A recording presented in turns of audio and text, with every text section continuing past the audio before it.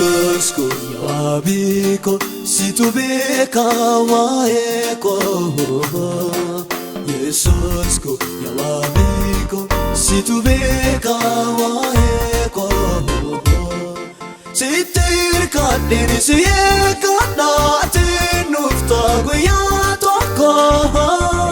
Yoon si eegee hinnabu waan tokko, hinnabu waan tokko, hinnabu waan tokko, hinnabu waan tokko, hinnabu waan tokko, hinnabu waan tokko, hinnabu waan tokko, hinnabu waan tokko.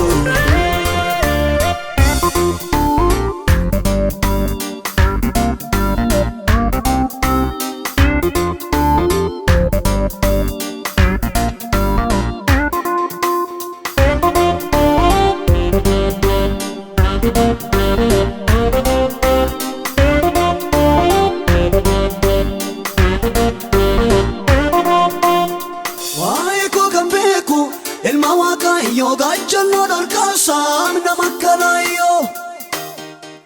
Isa mana dheerame mataasa taa'e gaaf tokko arguuf jira hunduu sirraa'e. Gaaf tokko arguuf jira hunduu na sirraa'e. Gaaf tokko arguuf jira hunduu na sirraa'e.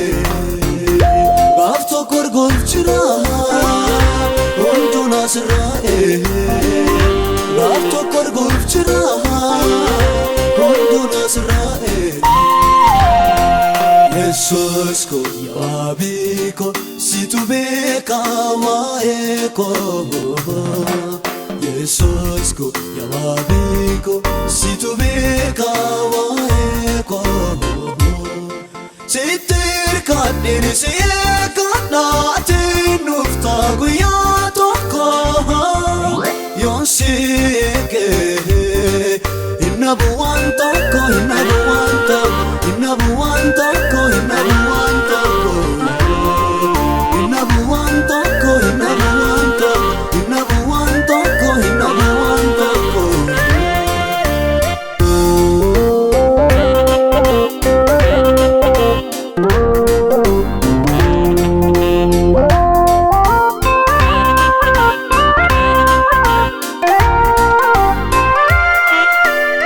Namni akkana beeku akkana miti akkatna beektudha amman fuula keetti.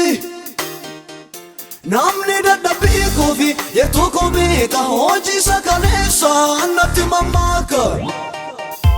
Waa'eekoo si beeka sana gaafatuuf deebii gaalatta kaa.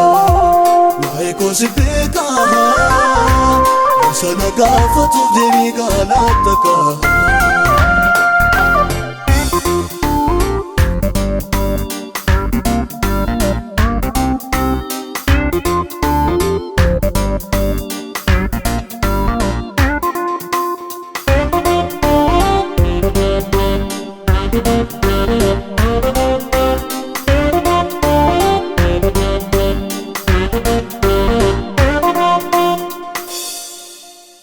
Ijji kee akkanaa mati ilaala miti namni haala laalaa miira fooniiti.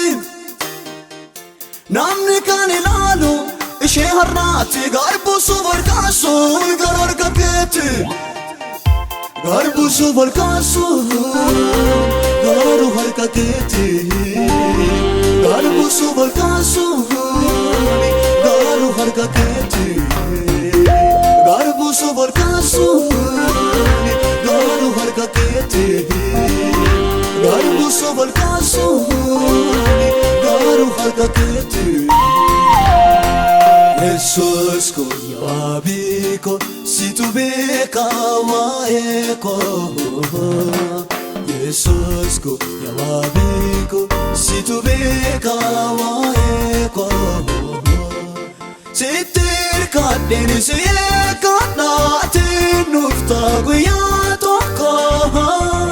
Yoon si eegee hinnabu waan tokko, hinnabu waan tokko, hinnabu waan tokko, hinnabu waan tokko, hinnabu waan tokko, hinnabu waan tokko, hinnabu waan tokko, hinnabu waan tokko.